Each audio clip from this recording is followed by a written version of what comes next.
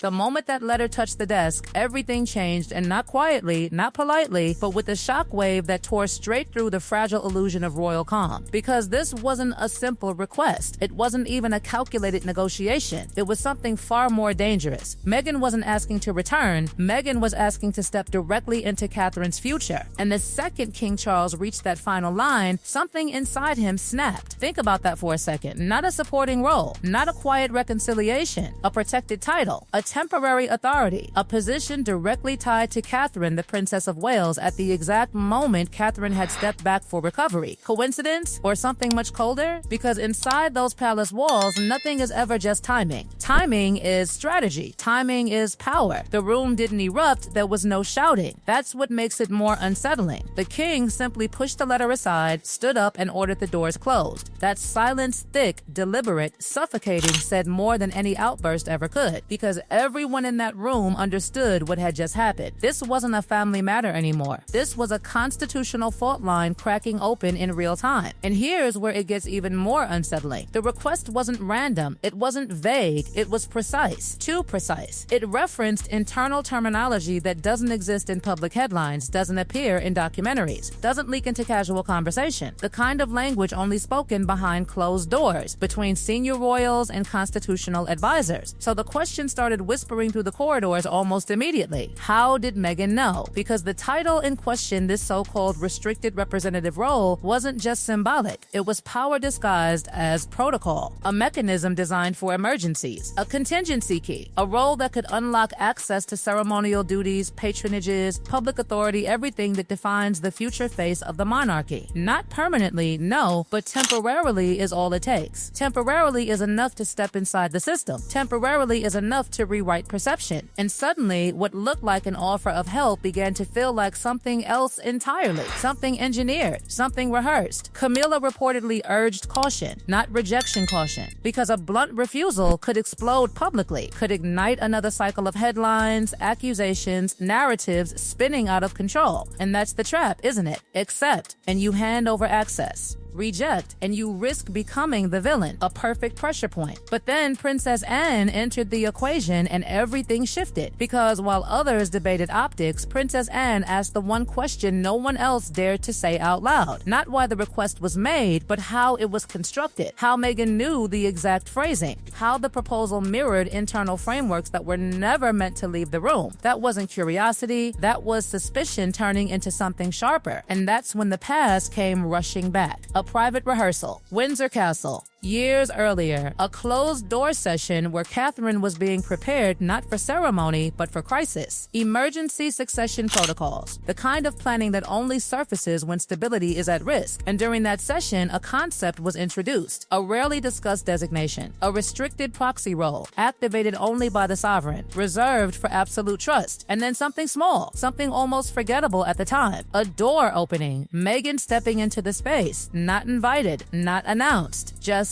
there, standing near the entrance, listening, watching silent. Most people dismissed it. An awkward moment, a breach of etiquette, nothing more. But Catherine didn't forget, because it wasn't the interruption that stayed with her, it was the stillness, the focus, the way Meghan didn't speak, she absorbed. Every word, every detail, every mechanism of how power could be temporarily transferred under the right conditions. And then came the question, casual on the surface, but loaded underneath. Why couldn't someone outside the UK hold that role? At the time, it sounded hypothetical, harmless, but now it sounded like a blueprint, because fast forward to the present, and suddenly that same concept reappears perfectly structured, perfectly timed, wrapped in the language of compassion, a request built not from speculation, but from knowledge, insider knowledge. And the implications? Explosive, because granting that title wouldn't just be symbolic, it would trigger security protocols, state-funded protection, the very protection that had been lost years ago. It would open doors to philanthropic networks, global influence, institutional credibility. It would transform perception overnight from outsider to official representative of the future queen, all without returning to the system that demands accountability. So the question grows louder. Was this really about helping Catherine, or was Catherine's absence being used as an entry point? Because look at the timing. Catherine steps back, the public watches, the media speculates, a gap appears not officially but perceptually, and into that gap step. This proposal arrives, not quietly, not privately, but already echoing beyond the palace before the king had even finished reading it. That's not a request. That's pressure. And King Charles saw it immediately. Not just the words on the page, but the structure behind them. The narrative being built before a decision was even made. Draft press releases already prepared. Messaging already shaped. A story ready to be told with or without approval. But inside those palace walls, that broadcast didn't feel like praise. It felt like pressure tightening, because every word spoken on those screens carefully avoided the truth. No mention of restricted titles, no mention of constitutional mechanics, no mention of security implications, taxpayer funding, or institutional authority. Just a simplified story designed to land perfectly with the public. And that's what made it dangerous. Because once a narrative takes hold, correcting it becomes nearly impossible without revealing what was never meant to be revealed. King Charles didn't react with panic. King Charles reacted with precision, because this wasn't just media noise, it was a calculated move to force a decision into the public arena. A decision that was supposed to remain private, controlled, contained. And now it was being shaped externally, before the crown could even respond. Prince William saw something even more personal. Not just a narrative, but an intrusion. Because suddenly, Catherine's recovery wasn't private anymore. It was being debated, analyzed, questioned, commented on by voices that had no understanding of what was actually happening behind closed doors. And that shift from privacy to spectacle crossed a line that couldn't be ignored. Meanwhile, in California, the situation fractured in a completely different way. Because when Prince Harry saw the coverage, the realization didn't arrive slowly. It hit instantly. The proposal wasn't just submitted, it had been positioned, packaged, and pushed into the public space before any internal resolution could happen. And that realization carried something heavier than shock. It carried consequences. Because what was meant to be a private channel had been transformed into a public campaign, and there was no pulling it back. Back in London, the pressure reached its peak. Advisors laid out the options: stay silent, let the narrative spread, risk being painted as cold and unyielding, or respond and risk exposing details that would drag Catherine's condition into the spotlight even further. Both choices carried damage. Both choices carried risk. And in that moment, the monarchy faced something far more complex than a simple rejection. Prince William didn't hesitate.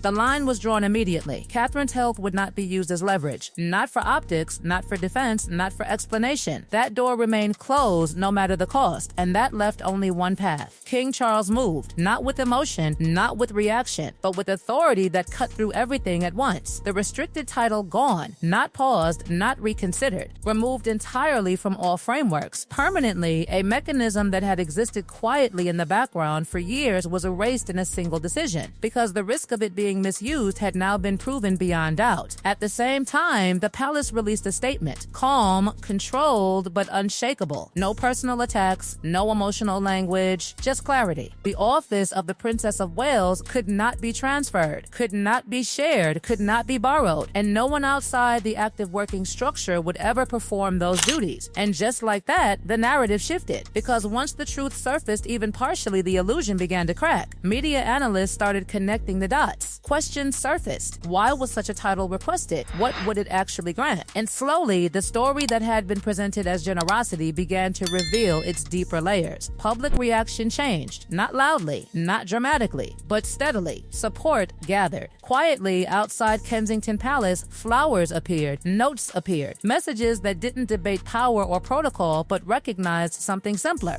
Loyalty, service, time, and inside Windsor, the final moment came without announcement. King Charles took the original document, the one that had triggered everything, and removed the page containing the demand. No speeches, no audience, just a fire. The paper burned, slowly, deliberately, turning a calculated proposal into nothing but ash. But the real decision wasn't in the burning. It was in what followed. Because King Charles didn't close every door, one remained. A private line, father to son, limited, controlled, separate from everything else. But every official path, closed permanently, no return through titles, no return through duties, no return through mechanisms that could be bent or reinterpreted. And in the silence that followed, something settled over Windsor. Not relief, not victory, something heavier. Finality. Because what had just happened wasn't just a rejected request. It was a line drawn in a way that couldn't be undone. A message that didn't need repeating. That power inside the monarchy isn't something you step into when the moment suits you. It's something built, protected, and, when necessary, defended without hesitation.